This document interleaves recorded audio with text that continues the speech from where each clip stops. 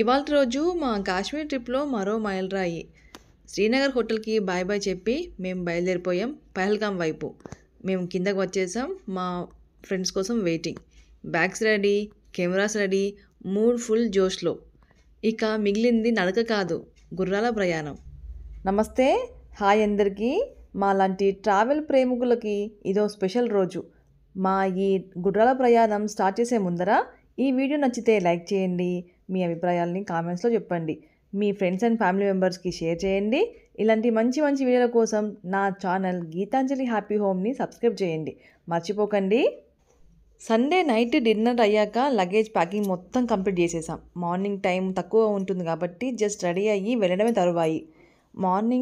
Monday morning కొంచెం ఎర్లీగా లేచాం. Tiffin కొంచెం గట్టిగానే తినేసాం, ఎందుకంటే మేము బయట తినకూడదు అని డిసైడ్ అయ్యాం కాబట్టి. పహల్గామ్లో వేడివేడిగా మ్యాగీ, చికెన్ గ్రిల్స్, స్నాక్స్ ఇవన్నీ చాలా బాగానే దొరుకుతాయి. కానీ బయట తింటే ఫుడ్ మళ్ళీ హెల్త్ డిస్టర్బ్ అవుతుంది, వచ్చిన యాత్రకి బ్రేక్ పడుతుందేమో అని మేము హోటల్లోనే ఎక్కువ ప్రిఫర్ చేసాం బయట ఫుడ్ కంటే. బయట తీసుకోవాలనుకుంటే ఫ్రూట్స్ ఒకటే తీసుకున్నాము. అలా ఓ గంట సేపు ప్రయాణించాక పుల్వామాలోకి ఎంటర్ అయ్యాం. కానీ ఆ మజిలీలో వీడియో తీయడమే మర్చిపోయా. డ్రైవర్ గారు పుల్వామాలో జరిగిన యాక్సిడెంట్ గురించి చెబుతూ ఉండగా వినడంలోనే అంతా మమైకం అయిపోయాం. ఏదో తెలియని బాధ. ఒక్కసారిగా మా మధ్యలో నిశ్శబ్దం వచ్చేసింది. ఓ రకంగా మనసు లోపల ఏదో గట్టిగా తాకినట్టు అనిపించింది. ఆ క్షణంలో ట్రిప్పుకి వచ్చిన ఆనందం కంటే ఆ వింతైన నిశ్శబ్దమే మమ్మల్ని ఆవరించింది. అలా కొన్ని క్షణాలు గడిచాక మెల్లగా మళ్ళీ మేము సాధారణ స్థితికి వచ్చేసాం. అలా మా ప్రయాణాన్ని జమీందార్ షాపుల వైపుకి సాగించాం. ఈ జమీందార్ కేసర్ మహల్ ఇవి ఇక్కడ పర్యాటక ఆకర్షణల్లో ఒకటి. ఇక్కడ స్థానికంగా తయారు చేసిన ప్రోడక్ట్స్, ముఖ్యంగా కొనాల్సింది కుంకుమ పువ్వు. కాశ్మీర్ అంటేనే కుంకుమ పువ్వుకి ప్రసిద్ధి కదా, కనుక ఆ అనుభవాన్ని మిస్ అవ్వకూడదని అనిపించింది. అక్కడ కుంకుమ పువ్వును ఎలా పండిస్తారో, ఎప్పుడు తీస్తారో, ఏది నిజమైన కుంకుమ పువ్వో ఎలా ఐడెంటిఫై చేయాలో అన్న దానిపై అక్కడి దుకాణదారులు చాలా బాగా ఎక్స్ప్లెయిన్ చేశారు. ప్రాక్టికల్గా కూడా చూపిస్తారు. ఇక్కడ దొరికే స్పెషల్ కవ్వా టీలో కుంకుమ పువ్వు వేసే టీని తయారు చేస్తారు. ఈ షాప్స్లో కుంకుమ పువ్వు ఒకటే కాదు, డ్రై ఫ్రూట్స్, మంచి మంచి ప్యూరిటీ కలిగిన అత్తర్లు, స్పెషల్ కాశ్మీరీ కవ్వా లాంటివి దొరుకుతాయి. అంతేకాదు, శ్రీనగర్లో షాపింగ్ మిస్ అయిన వాళ్ళు ఈ ఏరియాల్లో షాళ్ళు, హ్యాండ్క్రాఫ్ట్ ఐటమ్స్ షాపింగ్ కూడా చేసుకోవచ్చు. ఇలా మేము ఇక్కడ కొంత షాపింగ్ వరకు చేశాము. మా షాపింగ్లో ముఖ్యంగా చెప్పుకోదగ్గది ఏంటంటే కుంకుమ పువ్వు, శిలాజిత్. మేము ఇవే 2 కొనుక్కున్నాము. శిలాజిత్ అయితే ఎప్పటినుంచో చూస్తున్నాను, ఇది ఎక్కడ దొరుకుతుంది, రీసెర్చ్ చేయగా కాశ్మీర్లో దొరుకుతుంది అని తెలుసుకున్నాను. తర్వాత కాశ్మీర్కి వెళ్ళినప్పుడు ఇది ఖచ్చితంగా తీసుకోవాలని ప్లాన్ చేసుకుంటే ఇక్కడ తీసుకున్నాను అనమాట.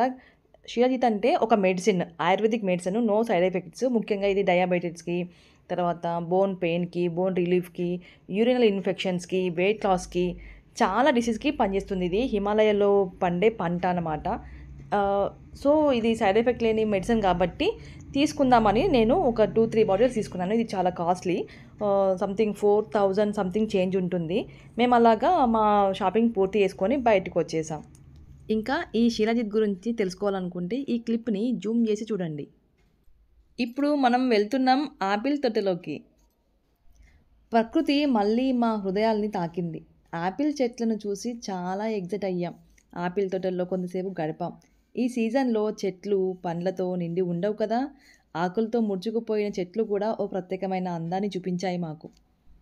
మేము ఆపిల్ తోటలోకి వెళ్ళి తిరిగాం, చాలాసేపు తిరిగాము. అలసిపోయాం, దాహంగా అనిపించింది. తాపం తాళలేక అక్కడే fresh and pure apple juice తీస్తున్న వాళ్ళ దగ్గరికి వెళ్ళి జ్యూస్ కూడా టేస్ట్ చేసాం. ఆ చల్లటి జ్యూసు మళ్ళీ మాకు ఎనర్జీ ఇచ్చింది. ఇక్కడే కుంకుమ పువ్వును కూడా పండిస్తారంట. పండించే పొలం కూడా డ్రైగా ఉంది, మొక్కలేమీ లేకుండే. ఇది సీజన్ కాకపోవడంతో కుంకుమ పువ్వు తోటలు మొత్తం చూడలేకపోయాం. శ్రీనగర్లో తులిప్ గార్డెన్ మిస్ అయ్యాం, ఇక్కడ కుంకుమ పువ్వు తోటలు కూడా మిస్ అయ్యాం. అలా ఆపిల్ తోటల్లో కొన్ని ఫోటోలు తీసుకున్నాం. చాలా బాగుంది, చాలా బాగా అనిపించింది ఈ ఎక్స్పీరియన్స్. అలా అక్కడ కొన్ని కుందేలు కూడా పెంచారనమాట. వీటితో కూడా కొన్ని ఫొటోస్ దిగాము. అలా ఇక్కడ ఆపిల్ తోటల్లో తిరిగి మా ప్రయాణాన్ని మళ్ళీ స్టార్ట్ చేసాం. అలా ఆపిల్ తోటల్లో కొన్ని నిమిషాలు గడపడం నిజంగా ప్రశాంతంగా, ఆనందంగా, కొంచెం ఆశ్చర్యంగా అనిపించింది. అలా మేము వెళ్తున్నాము పెహల్గాం వైపు. ఇంకా ఇప్పటి నుండి పెహల్గాం అందాలు చూద్దాం రండి. ప్రకృతి అందాలతో నిండిన ఈ ప్రదేశం చూస్తుంటే నిజంగా పరవశించిపోతాం. పెహల్గాం అంటే కేవలం ఒక హిల్ స్టేషన్ మాత్రమే కాదు. ఇక్కడ నుండి అమర్నాథ్ యాత్రకు వెళ్ళే మార్గం మొదలవుతుంది. అమర్నాథ్ యాత్రికులు బలమైన విశ్వాసంతో ఇక్కడి నుండి ప్రయాణం మొదలుపెడతారు. ఇక్కడి నుండి చందన్వారి, పంచతరణి, శేషనాగు మీదుగా అమర్నాథ్ గుహ వరకు చేరుకుంటారు. మొత్తం దాదాపుగా 35 నుండి 40 కిలోమీటర్ల దూరం ఉంటుంది. అయితే మేము ఈ యాత్రకు వెళ్ళలేకపోయినా, ఈ యాత్రకు వెళ్ళే దారి చూసి మేము కూడా అమర్నాథ్ యాత్రకి వరకు వచ్చేసాం. యాత్ర మార్గం చూసాం. యాత్ర కూడా వెళ్ళాం అనే భావన మా మనసులో ఏర్పడింది. ఏ సంవత్సరంలో ఎప్పుడు స్టార్ట్ అయినా ఈ అమర్నాథ్ యాత్ర రాఖీ పౌర్ణమి రోజు వరకు ముగుస్తుంది. అంటే ఈ సంవత్సరంలో అయితే జూన్‌లో స్టార్ట్ అయ్యి రాఖీ పూర్ణిమ రోజున, శ్రావణ పూర్ణిమ రోజున ముగుస్తుంది. అలా మేమింకా పెహల్గామ్ లోకి అడుగు పెడుతున్నామనమాట ఇంకా. ఇంకా టోల్ గేట్ వరకు వచ్చేసాము. టోల్ గేట్ ఫీజులు అవన్నీ వసూలు చేస్తారు. ఇంకా అక్కడి నుంచి కొంచెం మెల్లిగా గాడి అనేది వెళ్తుంది. అలా ఒక 10, 15 నిమిషాలు అయిన తర్వాత అంటే ఈ బోర్డ్ దగ్గర నుంచి 10, 15 నిమిషాల తర్వాత మా డెస్టినేషన్ అనేది వస్తుంది. అక్కడి నుండి మేము గుర్ర స్వారీ అనేది చేయాలి. అక్కడ మేము వ్యాన్ దిగేసాం. వ్యాన్ దిగేసి ఇంకా డ్రైవర్ మళ్ళీ మా ట్రిప్ అయిపోయిన తర్వాత మేము ఫోన్ చేస్తే మమ్మల్ని పిక్ చేసుకుంటా అని చెప్పాడు. తర్వాత ఇంకా గుర్రాలు కావాలి కదా! ఇంకా గుర్రాల దగ్గరికి వెళ్ళామనమాట. అంటే గుర్రాలు ఎంత ఎంత ప్రైస్ ఉంటుంది ఏంటి అనేసి కనుక్కోవడానికి అలా మేము వాకింగ్ చేస్తూ గుర్రాల దగ్గరికి వెళ్ళామనమాట. ఇంకా అప్పటికి మనల్ని చూస్తూ వాళ్ళు గుర్రము ఓనర్స్ అందరూ మన దగ్గరకొచ్చి మీకు గుర్రం కావాలా? పర్ హెడ్ ఇంత అవుతుంది. పర్ గుర్రానికి ఇంత అవుతుంది అనేసి చెప్తుంటారు. కానీ మాకు ఓనర్ మా డ్రైవర్ ఏం చెప్పారంటే 1000 రూపీస్ కంటే ఎక్కువ పెట్టకండి అని. సో, మాకు అలాగే ఒక గుర్రానికి ఒక 1000 రూపాయలు పెట్టుకుంటూ మేము ఇలాగే గుర్రపు స్వారీ అనేది స్టార్ట్ చేసాము. ఇంకా మేము కూడా గుర్రం ఎక్కే టైం వచ్చేసింది. గుర్రపు స్వారీ చేసే టైం వచ్చేసింది. 6 కిలోమీటర్లు వెళ్ళడం, 6 కిలోమీటర్లు రావడం ఈ గుర్రపు స్వారీ మీదనే. ఈరోజు మొత్తం హార్స్ రైడ్ మీదే పెహల్గాం అందాలను అనుభవించబోతున్నాం.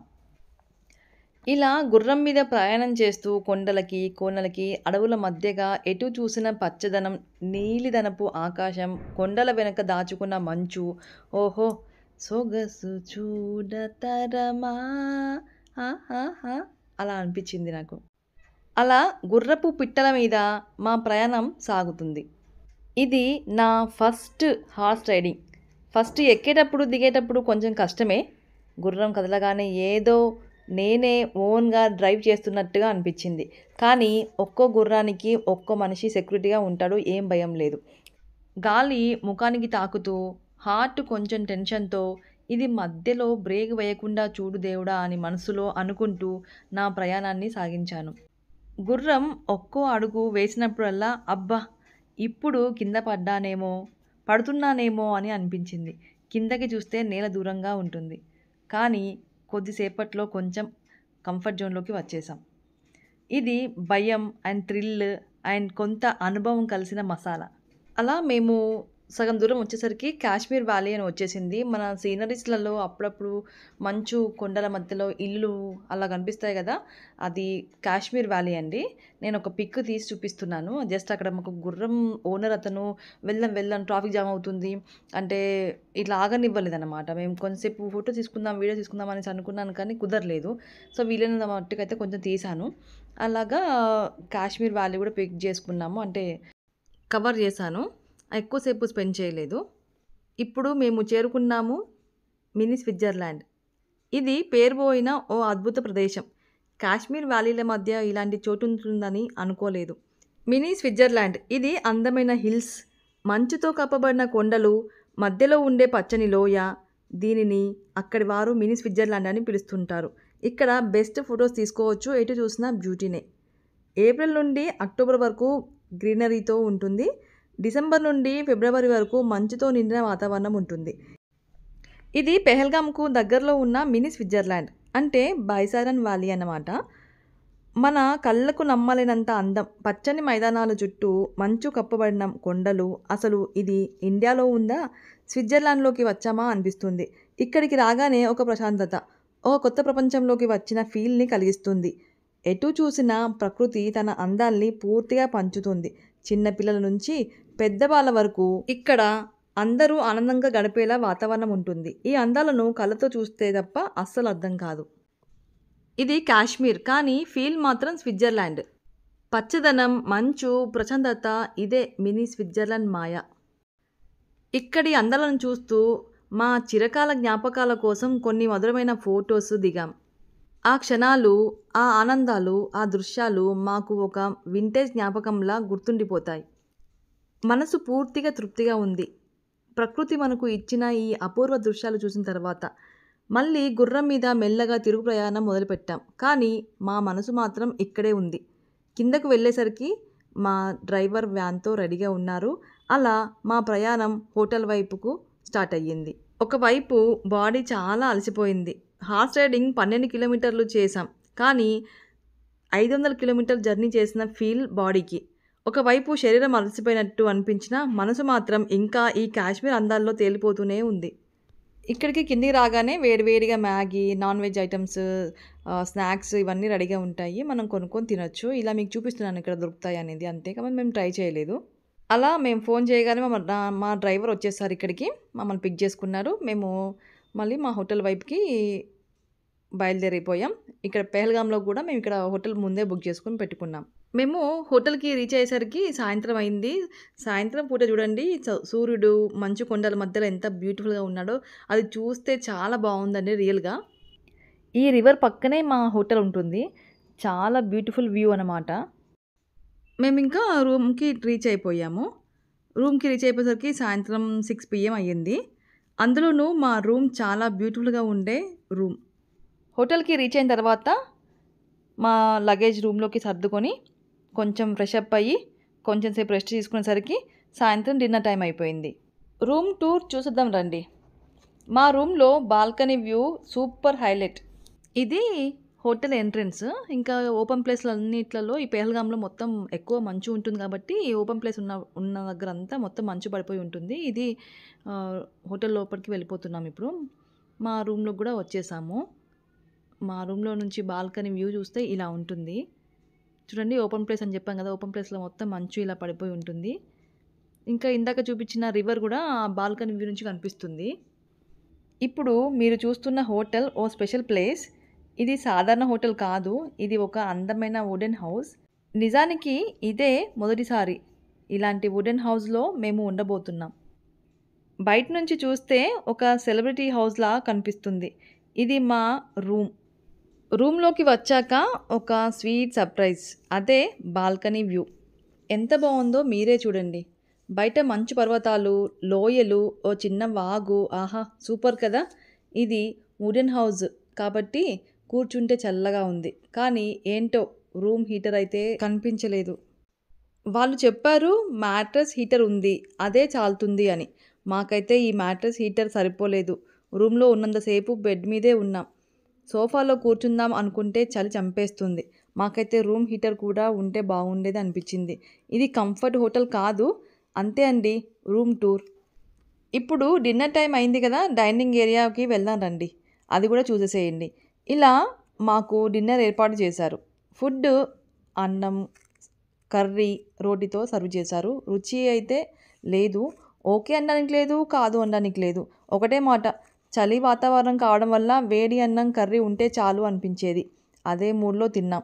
ఎవరికైనా బాగా ఆకలైతే ఏ ఫుడ్ అయినా బాగానే అనిపిస్తుంది.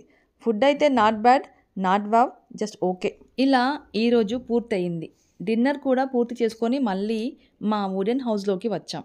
రాత్రి అయ్యేసరికి చాలా ఎక్కువ అయింది చలి. మసాజ్ క్రీమ్స్ రాసుకొని అలసటతో అలా బెడ్ మీద వాలిపోయాం. కానీ రేపటి యాత్ర మాత్రం మనకు అందరికీ ప్రత్యేకం. అదే వైష్ణవదేవి అమ్మవారి దర్శనం. ఒక పవిత్రమైన ప్రయాణం. శ్రద్ధతో, ఆసక్తితో ముందుకు సాగబోతున్నాం. ఇది పర్యాటక ప్రయాణం కాదు, ఇది ఆధ్యాత్మిక ప్రయాణం. ఇప్పటిదాకా మనం ప్రకృతి అందాలను చూసాం. రేపు మనం ఆరాధన, ఆత్మనమ్మకంతో ముందుకు వెళ్ళబోతున్నాం. ప్లీజ్ మా యాత్రకి మీరు బ్లెస్సింగ్స్ తెలపండి. మీ దేవి భక్తిని కామెంట్స్లో పంచుకోండి. ఈ వీడియో నచ్చినట్లయితే లైక్, షేర్, కామెంట్ చేయండి. మరియు మా ఛానల్కి సబ్స్క్రైబ్ చేయడం మాత్రం మర్చిపోకండి. శుభరాత్రి. రేపు దేవి దర్శనంలో కలుద్దాం. జై మాతాది.